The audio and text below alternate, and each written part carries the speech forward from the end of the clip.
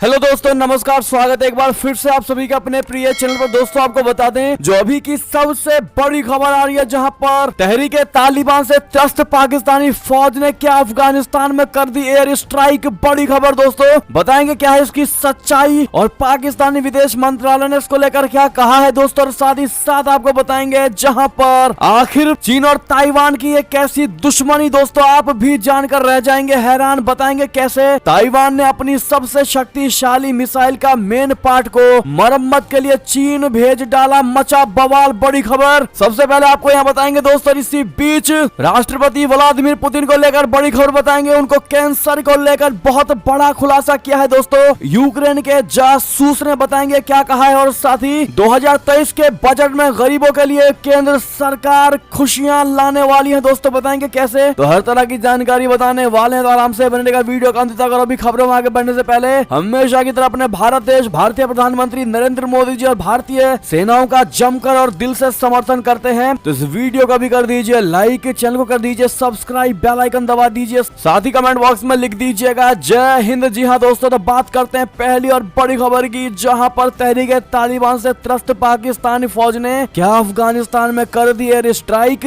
आखिर पाकिस्तानी विदेश मंत्रालय ने क्या कहा, आपको बता दें। पाकिस्तान सरकार और आतंकी संगठन टीटीपी के बीच तनाव काफी बढ़ गया है। इसी बीच अफगानिस्तान में तहरीके तालिबान पाकिस्तान के ठिकानों पर पाकिस्तान की सेना ने एयर स्ट्राइक की है। बताया जा रहा है कि पाकिस्तानी सेना ने नांगरहार प्रांत में तहरीके तालिबान पाकिस्तान के गढ़ पर हवाई हमला किया। जी हां, गुरुवार 5 जनवरी को अफगानिस्तानी जर्नलिस्ट ने सोशल मीडिया पर तथाकथित आतंकी तबाही का फोटो शेयर किया और इस बात का दावा किया है कि पाकिस्तानी फाइटर प्लेन ने अफगानिस्तान में टीटीपी के ठिकानों पर एयर स्ट्राइक की है। आपको बता दें कि पाकिस्तान के न्यूज चैनल जियो न्यूज के मुताबिक अफगानिस्तान के एक अखबार हस्ते शुभ डेली ने लिखा है कि पाकिस्तान ने 5 जनवरी को सुबह गुप्ता जिले के पास सलाला पड़ोस में हवाई हमले किए। एयर स्ट्राइक की खबर फैलने के तुरंत बाद ही दोस्तों पाकिस्तानी सुरक्षा अधिकारियों के साथ साथ तहरीके तालिबान ने भी एयर स्ट्राइक की खबरों का खंडन किया। अफगान मीडिया में आई खबरों पर रिएक्शन देते हुए बलूच ने कहा है कि एयर स्ट्राइक की बात पूरी तरह से निराधार है। जी हाँ, पाकिस्तानी विदेश मंत्रालय ने भी टीटीपी के खिलाफ एयर स्ट्राइक का खंडन किया है। विदेश मंत्रालय की ओर से गुरुवार को बयान जारी करते हुए बताया गया है कि अफगानी मीडिया की तरफ से किए जा रहे दावे पूरी तरह से गलत और बेबुनियाद हैं। ऐसे में अगर आप भी मानते हैं कि पाकिस्तान में वो ताकत ही नहीं कि वो एयर स्ट्राइक कर सके, अपनी राय अवश्य दीजिएगा। इस वीडियो को जितनी ज्यादा सके शेयर कर दीजिएगा दोस्तों। व्हाट्सएप, फेसबुक, ट्विटर पर एक और खबर की बात करते हैं, जहां पर आखिर ये कैसी दुश्मनी। ताइवान ने अपनी ही सबसे शक्तिशाली मिसाइल का मेन पार्ट मरम्मत के लिए चीन भेज दिया दोस्तों, जिसके बाद मच गया बवाल। बता दें, ताइवान और चीन की दुश्मनी जग जाहिर है, हर कोई जानता है। चीन लगातार सेना के दम पर ताइवान पर कब्जे की धमकी देता रहता है। पिछले साल नवंबर में अमेरिकी स्पीकर नैन्सी पेलोसी के दौरे के समय तो चीन और ताइवान युद्ध के कगार पर पहुंच गए थे। और इसी बीच खुलासा हुआ है कि ताइवान ने स्वदेशी तौर पर विकसित अपने सबसे ताकतवर मिसाइल का एक हिस्सा चीन में मरम्मत के लिए भेजा था। इस मिसाइल का नाम हुसुंग फेंग 3 है। ये एक मध्यम दूरी की एंटी शिप मिसाइल है। इसे ताइवान के national Chungshan institute of science and technology ने विकसित किया है। ये मिसाइल जमीन और समुद्र दोनों जगह हमला करने में सक्षम है। इस मिसाइल की तकनीक का चीन जाना ताइवान की सुरक्षा में बहुत बड़ी चूक माना जा रहा है। जी हाँ, साउथ चाइना मॉर्निंग पोस्ट की रिपोर्ट के अनुसार ताइवान के हुसुंग फेंग 3 मिसाइल का एक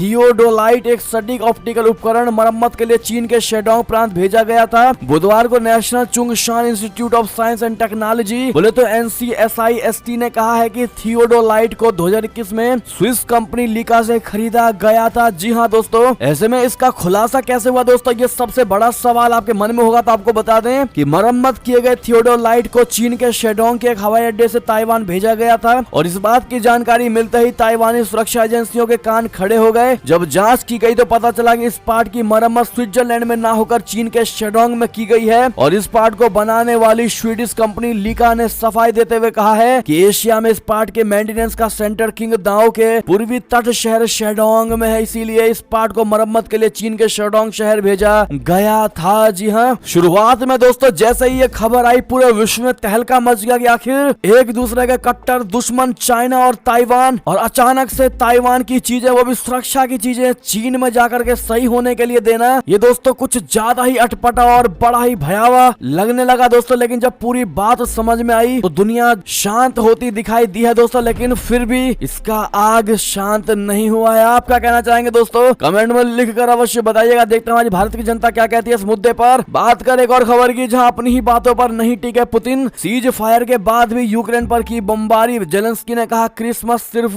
बहाना। बता दें रशिया के राष्ट्रपति व्लादिमीर पुतिन के एक तरफा सीज फायर के ऐलान के बाद भी शुक्रवार को पूर्वी यूक्रेन के इलाकों में रशिया ने हमला किया। पुतिन ने बीते दिन यूक्रेन को राहत देते हुए 36 घंटों के सीज फायर की घोषणा की थी। इसकी शुरुआत स्थानीय समय के अनुसार शुक्रवार सुबह 9 बजे होनी थी। पिछले साल फरवरी में जब से युद्ध शुरू हुआ है तब से पहली बार सीज फायर का ऐलान किया गया है। न्यूज एजेंसी AFP ने अपने पत्रकारों के हवाले से जानकारी दी है कि पूर्वी यूक्रेन के बखमुत शहर में सीज फायर का समय शुरू होने के बाद भी हमले होते रहे। दोनों ओर से एक दूसरे पर निशाना साधा गया। तो वहीं यूक्रेन के राष्ट्रपति जेलेंस्की ने कहा है कि रशिया द्वारा क्रिसमस को लेकर किया गया वादा सिर्फ बहाना है ताकि उसे गोला बारूद पास लाने का समय मिल जाए। यूक्रेन के राष्ट्रपति प्रशासन के उप प्रमुख ने कहा कि मॉस्को की सेना ने पूर्वी यूक्रेन के दूसरे सबसे बड़े शहर क्रामाटोर्स्क पर भी हमला किया। कायराइलो टाइमोशेंको ने सोशल मीडिया पर कहा है कि कब्जाधारियों ने शहर पर 2 बार रॉकेट दागे। एक रिहायशी इमारत को भी निशाना बनाया गया लेकिन कोई हताहत नहीं हुआ। जी हाँ दोस्तों, और साथ ही रशिया से बहुत बड़ी खबर आपको बताते हैं, जहां यूक्रेन के जासूस प्रमुख का बहुत बड़ा दावा, जल्द कैंसर से होगी पुतिन की मौत। रशिया में उन्हें सत्ता से बेदखल करने की साजिश शुरू। जी हाँ, यूक्रेन के जासूस प्रमुख कायरलो बुडानोव ने रशिया के राष्ट्रपति व्लादिमीर पुतिन को लेकर बड़ा दावा किया है। अंग्रेजी वेबसाइट द सन से बातचीत करते हुए कायरलो बुडानोव ने दावा किया है कि पुतिन की मौत जल्द ही कैंसर से होगी। इसके साथ ही उन्होंने कहा है कि रशिया में उन्हें यानी पुतिन को सत्ता से बेदखल करने की साजिशें शुरू हो चुकी हैं। आपको बता दें कि मीडिया रिपोर्ट्स में दावा किया जाता रहा है कि व्लादिमीर पुतिन लंबे समय से गंभीर बीमारियों से पीड़ित हैं। उन्हें कैंसर होने की बात कही जाती रही है। मीडिया में आई कई वीडियोज में देखा गया है कि पुतिन में कई सारे शारीरिक बदलाव हुए हैं। यूक्रेन से जंग के बीच उनको सार्वजनिक उपस्थिति में कई बार थका हुआ देखा गया है। चेहरा फूला हुआ दिखाई दे रहा है। कई बार बोलते हुए उनकी जुबान भी फिसली है। राजनीतिक विश्लेषक वालेरी सोलोवी का दावा है कि पुतिन कई गंभीर बीमारियों से पीड़ित है उनकी, जिनमें कैंसर, पार्किंसंस रोग और स्किज़ोफ्रेनिक डिसऑर्डर शामिल है। जी हाँ, ऐसे में दोस्तों कितने लोग ये मानते हैं कि पुतिन पूरे तरीके से ठीक है और इस प्रकार की बातें सिर्फ अफवाह है दोस्तों? तो कमेंट में अपनी राय अवश्य दीजिएगा और साथ ही साथ गेट वेल सून जरूर कहिएगा। पुतिन को लेकर एक और खबर की बात करते हैं, जहां पर गिलगित बलूचिस्तान में प्रदर्शनकारियों पर चलाई गई ताबड़तोड़ गोलियां, कई निर्दोष नागरिकों की गई जान। बता दें पाकिस्तान के कब्जे वाले गिलगित बाल्टिस्तान में आजादी को लेकर हो रहे प्रदर्शन के दौरान पाकिस्तान की आर्मी ने प्रदर्शनकारियों पर ओपन फायरिंग की है। पाकिस्तान आर्मी की तरफ से किए गए इस फायरिंग में कई प्रदर्शनकारियों की मौत हो गई है। पिछले कई सालों से बलूचिस्तान के लोग आजादी को लेकर प्रदर्शन कर रहे हैं। दरअसल पिछले कई दिनों से पाकिस्तान सरकार के खिलाफ गिलगित बाल्टिस्तान में लोगों ने मोर्चा खोल दिया है। पाकिस्तान और वहां की सेना के खिलाफ लगातार प्रदर्शन भी किए जा रहे हैं। पाकिस्तान सरकार के खिलाफ किए जा रहे प्रदर्शन दिन ब दिन खतरनाक रूप लेता जा रहा है। पाकिस्तान आर्मी और गिलगित बाल्टिस्तान के लोगों के बीच में हो रहे बहस की भी वीडियो सोशल मीडिया पर वायरल हो रही है। जी हाँ दोस्तों, पाकिस्तान के कब्जे वाले गिलगित बाल्टिस्तान में पाकिस्तानी आर्मी का विरोध हो रहा है। वहाँ बड़ी तादाद में लोग पाकिस्तानी आर्मी के खिलाफ डटे हुए हैं और लगातार पाकिस्तान आर्मी के खिलाफ नारेबाजी कर रहे हैं। हालांकि पाकिस्तान इंटरनेशनल लेवल पर हमेशा से भारत पर आरोप लगाता रहता है कि भारतीय फौज जम्मू कश्मीर के लोगों पर अत्याचार करती है, लेकिन जिस तरह से गिलगित बाल्टिस्तान में पाक आर्मी का लोग विरोध कर रहे हैं, उसने पाकिस्तान को एक बार फिर से बेनकाब कर दिया है। हाल में वायरल एक वीडियो में यह भी देखा गया है कि जब लोग पाक आर्मी का विरोध कर रहे थे तब सेना के अधिकारी चुपचाप खड़े हुए थे। पाकिस्तान के कब्जे वाले गिलगित बाल्टिस्तान के लोगों का कहना है कि पाकिस्तान आर्मी जबरन वहां जमीनों पर कब्जा कर रही है। इसकी वजह से वहां पर रहने वालों को भेदभाव का सामना करना पड़ रहा है और मजबूरन एक जगह से दूसरी जगह पर जाना पड़ रहा है। हाल ही में बाल्टिस्तान लिबरेशन आर्मी यानी BLA ने बाल्टिस्तान में पाकिस्तानी सेना के एक वाहन पर हमला किया और एक सेना अधिकारी और 5 सैनिकों को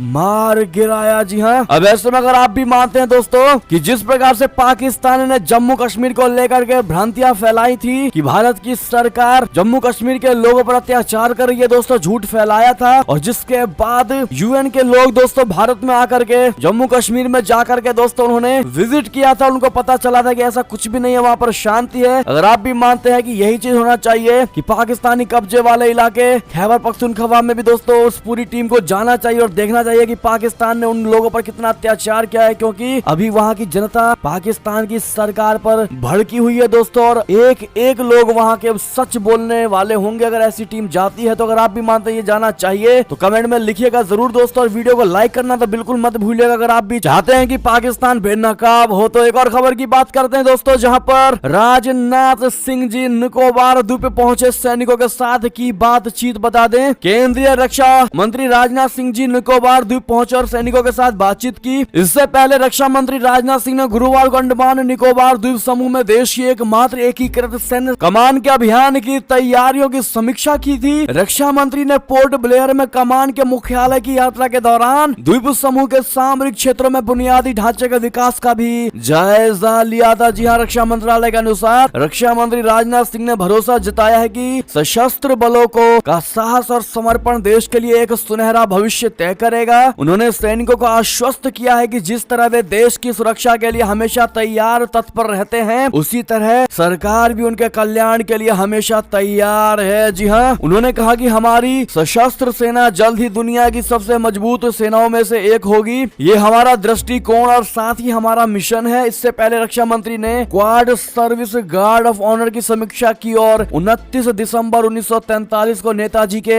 ऐतिहासिक आगमन के स्थान संकल्प स्मारक का भी दौरा किया। जी हाँ दोस्तों, बढ़ते हैं और खबर की तरफ, जहां भारत की महिला सैनिक दुनिया को दिखाएगी अपनी ताकत। यूनाइटेड नेशन मिशन के लिए हुई बड़ी तैनाती। जी हाँ दोस्तों, संयुक्त राष्ट्र शांति रक्षा में सबसे ज्यादा सैनिक भेजने वाले देशों में से एक भारत एबई में महिला शांति रक्षकों की एक प्लाटून तैनात कर रहा है। भारत यहाँ 2007 से अब तक संयुक्त राष्ट्र मिशन में देश की सबसे बड़ी महिला इकाई ब्लू हेलमेट्स को तैनात कर रहा है। इस कदम से शांति रक्षक सेना में महिलाओं की संख्या महत्वपूर्ण रूप से बढ़ाने की भारत की मंशा दिखती है। संयुक्त राष्ट्र में भारत की स्थायी प्रतिनिधि रुचिरा कंबोज ने प्लाटून की एक फोटो पोस्ट करते हुए ट्वीट किया कि भारत एबई में संयुक्त राष्ट्र मिशन के तहत हमारी बटालियन के हिस्से के तौर पर महिलाओं की शांति रक्षक प्लाटून को तैनात कर रही है। हालिया वर्षों में महिला शांति रक्षकों की ये सबसे बड़ी तैनाती और उन्होंने उनको शुभकामनाएं भी दी। जी हाँ, यानी कि गृह युद्ध की आग में जल रहे सूडान में भारत ने अपनी महिलाओं की एक सेना भेजने का बड़ा फैसला किया है दोस्तों, जो कि संयुक्त राष्ट्र अंतरिम सुरक्षा बल यानी यूनिस्फा का हिस्सा होगी और ये टीम सूडान में शांति स्थापना के लिए काम करेंगी। एएनआई की रिपोर्ट के मुताबिक भारत सरकार ने यूनाइटेड नेशन अंतरिम सिक्योरिटी फोर्स में महिलाओं की एक पलटन को भेजने का फैसला लिया है दोस्तों। इन महिला फौज पलटन के लिए और इनके दोस्तों गृह युद्ध के आग में जल रहे सूडान जाने के लिए दोस्तों इनको ऑल द बेस्ट आप लोग जरूर कह दीजिएगा, ताकि वहां जाकर भी झंडे गाड़ कर आए। जी हाँ दोस्तों, बात करते हैं एक और बड़ी खबर की, जहां पर कर्ज के लिए हाथ फैलाने को मजबूर हुआ पाकिस्तान। पीएम शहबाज ने फोन करके आईएमएफ से मांगी मदद। बता दें पाकिस्तान इन दिनों इतिहास के सबसे बुरे आर्थिक दौर से गुजर रहा है। पाक मुखिया लगातार अलग अलग देशों के सामने हाथ फैला रहे हैं और आर्थिक संकट की दुहाई दे रहे हैं। लेकिन इसी बीच एक कार्यक्रम में पाकिस्तानी पीएम शहबाज शरीफ ने एक बिजनेस कार्यक्रम को संबोधित करते हुए बताया कि उन्होंने कर्ज के लिए आईएमएफ से बात की है। उन्होंने बताया कि कर्ज के लिए उन्होंने क्रिस्टालिना जॉर्जिवा से भी फोन पर बात की है। प्रधानमंत्री शहबाज शरीफ और आईएमएफ प्रमुख क्रिस्टालिना जेनेवा कार्यक्रम के मौके पर पाकिस्तान में आई बाढ़ से उभरी आर्थिक दिक्कत को लेकर आमने सामने एक बैठक करेंगे। लेकिन उससे पहले दोनों नेताओं ने फोन पर बातचीत की है। इससे साफ पता चलता है कि पाकिस्तान लगातार आईएमएफ के सामने अपनी परेशानियों को रख रहा है दोस्तों, उन परेशानियों का बखान कर रहा है, क्योंकि पाकिस्तान को पता है कि जिस प्रकार से वो आतंकवादियों को पनाह दे रहा है, आतंकवाद को पाल रहा है और वो जल्द एफएटीएफ की ग्रे लिस्ट में शामिल अवश्य हो जाएगा। और वो सोच रहा है कि जब तक बाहर है ग्रे लिस्ट से तब तक जितना ज्यादा हो सके कर्ज और भीख वो आईएमएफ से ले सके। जी हाँ दोस्तों, बात करते हैं और बड़ी खबर की इसी से जुड़ी, जहां आपको रियलिटी और सच्चाई बताते हैं क्या है पाकिस्तान की। दरअसल पाकिस्तान में महंगाई का ये आलम है कि आटे की भारी किल्लत हो रही है और साथ ही साथ रोटी के भी पड़ रहे हैं लाले। 2000 रुपए में मिल रहा है 15 किलो आटे की एक थैली। जी हाँ दोस्तों, पड़ोसी देश पाकिस्तान में अब आटा का संकट आ गया है, बाजार में आटा नहीं मिल रहा। हालत ये हो चुकी है कि एक पैकेट आटे के लिए लोगों को 2,000 रुपए से ज्यादा चुकाने पड़ रहे हैं। पिछले 2 हफ्तों में आटे की कीमत में प्रति पैकेट 300 रुपए का इजाफा हुआ है। बताया जा रहा है कि लाहौर में आटे का संकट और भी ज्यादा गहरा गया है, क्योंकि वहां के बाजार में सब्सिडी वाले आटे का स्टॉक कम हो गया है। संकट के पीछे का कारण खाद्य विभाग और आटा मिलों के बीच कुप्रबंधन को बताया जा रहा है। जी हाँ दोस्तों, चलते हैं और बड़ी खबर की तरफ, जहां पर ताइवान चीन तनातनी के बीच अमेरिका ने चला नया दाव, तमतमा उठा उठा ड्रैगन, आखिर क्यों? बता दे, चीन और ताइवान में चल रही तनातनी के बीच गुरुवार को संवेदनशील ताइवान जल डमरू मध्य से एक अमेरिकी युद्धपोत रवाना हुआ, जिसे देखकर चीन तिल मिला उठा है। हालांकि अमेरिकी सेना इससे नियमित गतिविधि कह रही है। बता दे, हाल के वर्षों में कई अमेरिकी युद्धपोत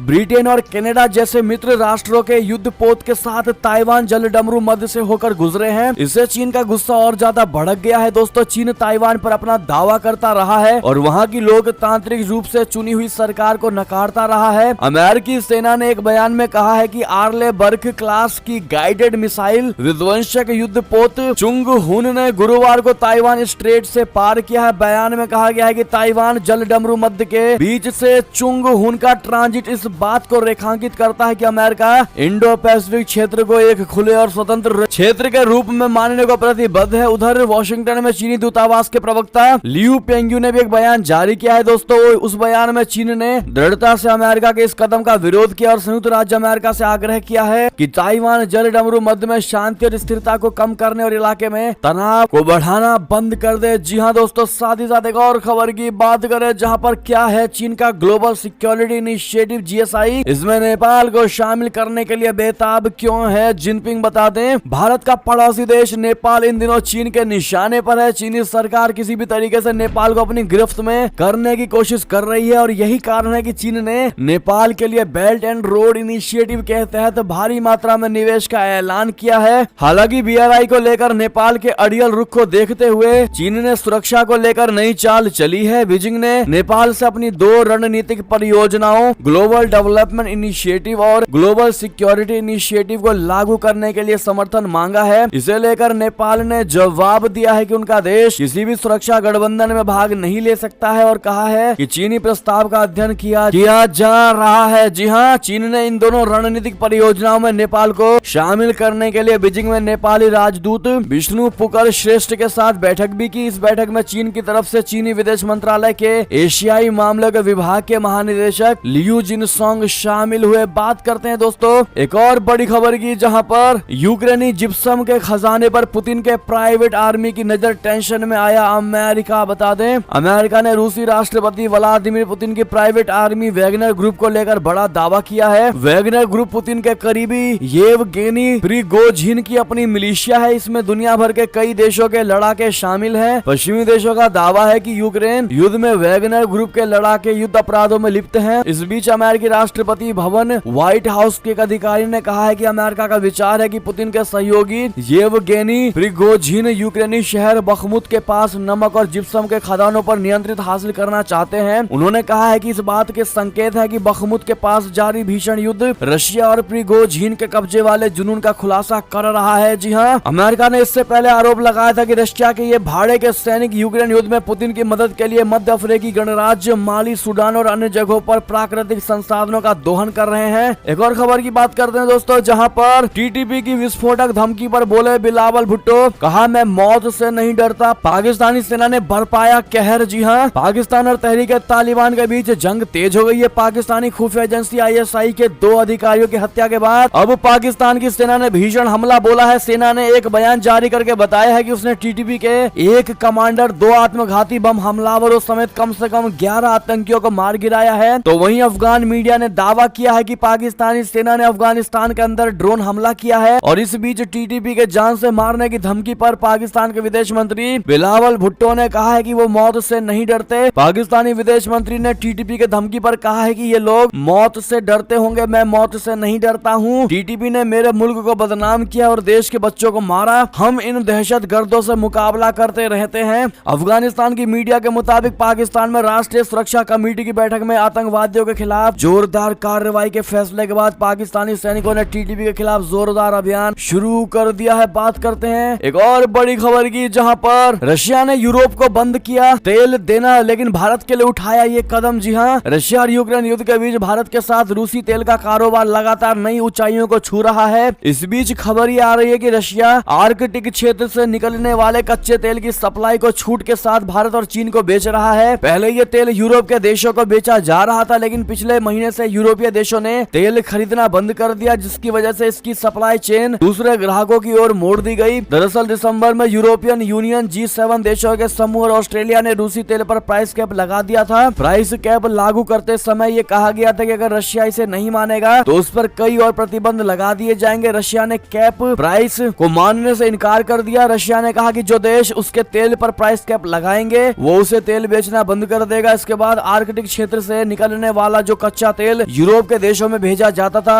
उसे रोक दिया गया और ऐसे में तेल कंपनियां नए खरीदारों की तलाश में जुट गई। मालूम होगी भारत को आर्कटिक तेल की सप्लाई मई 2022 से लगातार बढ़ती जा रही है। नवंबर में रिकॉर्ड मात्रा में आर्कटिक तेल भारत को बेचा गया। नवंबर में करीब 66 लाख बैरल तेल रशिया ने भारत को निर्यात किया, जबकि दिसंबर में करीब 41 लाख बैरल तेल निर्यात किया गया। जी हाँ दोस्तों, बात करते हैं एक और बड़ी खबर की, जहां पर अमेरिकी सदन स्पीकर की वोटिंग में ट्रंप को मिला केवल 1 वोट। सांसदों ने उनके नाम पर लगाए जमकर ठहाके। जी हाँ, अमेरिका की राजनीति में आजकल डोनाल्ड ट्रंप चर्चा में बने हुए हैं। कभी उनके पुराने कार्यकाल के फैसलों को लेकर तो कभी सत्ता छोड़ने के दौरान हुए बवाल को लेकर, लेकिन अमेरिकी संसद में कुछ ऐसा घटित हुआ जिसके बाद सभी सांसद ठहाके लगाकर हंसने लगे। दरअसल अमेरिकी सदन में स्पीकर का चुनाव लड़ रहा है, जिसको लेकर काफी खींचतान देखने को मिल रही है। नए स्पीकर के लिए 11 बार मतदान कराया जा चुका है, लेकिन अभी तक किसी को बहुमत नहीं मिला। तीसरे दिन सदन में हुए मतदान में भी जब किसी को बहुमत नहीं मिला तो सदन की कार्यवाही को स्थगित कर दिया गया और इसी दौरान कुछ ऐसा वाकया हुआ कि सांसद पेट पकड़कर हंसने लगे। जी हाँ, दरअसल सभी सदस्य अमेरिका के पूर्व राष्ट्रपति डोनाल्ड ट्रंप पर हंस रहे थे, क्योंकि नए सदन अध्यक्ष के चुनाव में उनको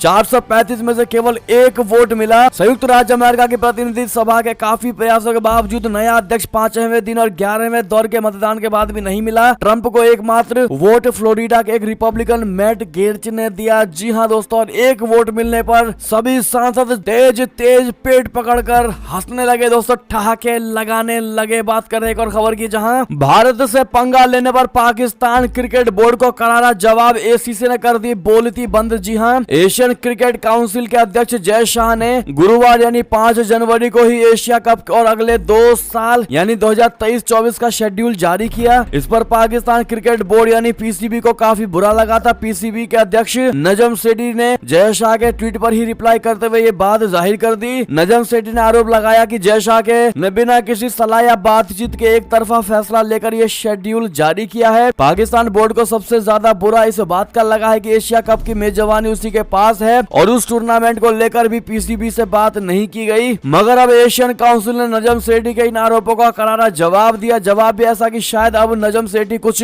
बोल ही नहीं पाएंगे। जी हाँ, एसीसी ने अपने बयान में साफ कहा है कि ये schedule development committee and finance and marketing committee की मीटिंग में पास हो चुका है। इसके बाद सभी सदस्य देशों को ईमेल के जरिए इसकी जानकारी दे दी गई थी। एसीसी ने बताया है कि पाकिस्तान क्रिकेट बोर्ड को भी 22 दिसंबर 2022 को एक ईमेल के जरिए ये जानकारी दी थी, मगर उनकी ओर से कोई सुझाव या जवाब नहीं आया। इसके बाद नियम के तहत ही जय शाह ने ये शेड्यूल जारी किया है। जी हाँ दोस्तों, बढ़ते हैं एक और खबर की तरफ, जहां चीन में युवा खुद को कर रहे हैं कोरोना संक्रमित। जिनपिंग लापरवाही की कीमत चुकाएगी जनता। जी हाँ, चीन में जीरो कोविड पॉलिसी खत्म होने के बाद से ही स्थिति लगातार बिगड़ रही है। चीन ने बिना किसी तैयारी के जीरो कोविड पॉलिसी को खत्म करके अपनी जनता को उनके हाल पर छोड़ दिया है। चीन में संक्रमण और होने वाली मौतें भयावह स्थिति की गवाही दे रही हैं। बिना दवाइयों के लोग अस्पतालों में मर रहे हैं। चीन की एक बड़ी आबादी ऐसी है जिसे वैक्सीन ही नहीं मिली है। शी जिनपिंग सरकार की हरकतों से अब युवा परेशान हो चुके हैं, जिन्होंने खुद को जानबूझकर संक्रमित करने का फैसला किया है। चीन में कई युवाओं का मानना है कि अगर वो एक बार संक्रमित हो गए तो उनमें एंटीबॉडी बन जाएगी, जिससे वो दोबारा संक्रमण से बचे रहेंगे। बढ़ते हैं और खबर की तरफ, जहां फडणवीस ने कहा राहुल गांधी को दिया जाएगा अयोध्या के राम मंदिर में दर्शन का निमंत्रण। जी हां, महाराष्ट्र के उप मुख्यमंत्री देवेंद्र फडणवीस ने शुक्रवार को कहा है कि कांग्रेसी नेता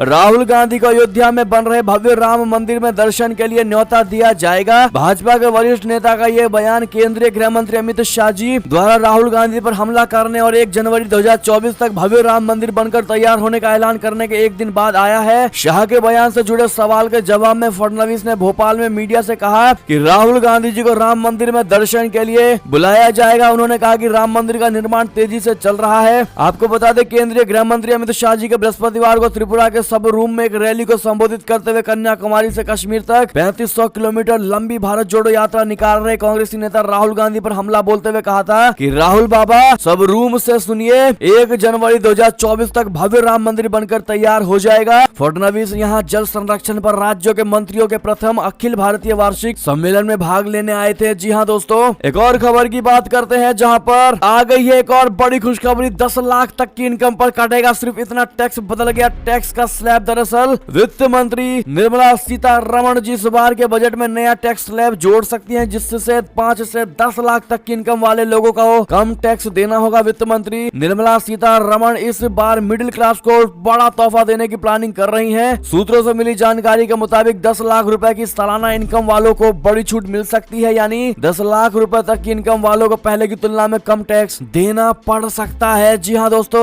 ऑफिशियल कोई जानकारी नहीं है, ये सूत्रों के हवाले से बड़ी खबर है। डेली हंट में छपी है खबर है दोस्तों। इस पर आपकी जो भी निजी राय है बताइएगा जरूर। और इसी बीच दोस्तों, ये थी अब तक की सारी बड़ी खबरें। आपको हमारी खबर कैसी लगी? आशा करता हूँ बहुत अच्छी लगी होगी। अगर थोड़ी भी अच्छी लगी है तो इस वीडियो को भी अपने भाई बंधुओं में, व्हाट्सएप, फेसबुक, ट्विटर के जरिए पूरे भारत में शेयर करना बिल्कुल मत भूलिएगा। और अभी कर दीजिए इस वीडियो को लाइक, चैनल को कर दीजिए सब्सक्राइब, बेल आइकन दबाइए, साथ ही कमेंट बॉक्स में लिख दीजिएगा जय हिंद जय भारत। तो मिलते हैं आप अगली बड़ी खबर में, तब तक के लिए अपना ख्याल रखिएगा। आप सभी का बहुत बहुत धन्यवाद। जय हिंद जय भारत, जय श्री राम, वंदे मातरम, हर हर महादेव।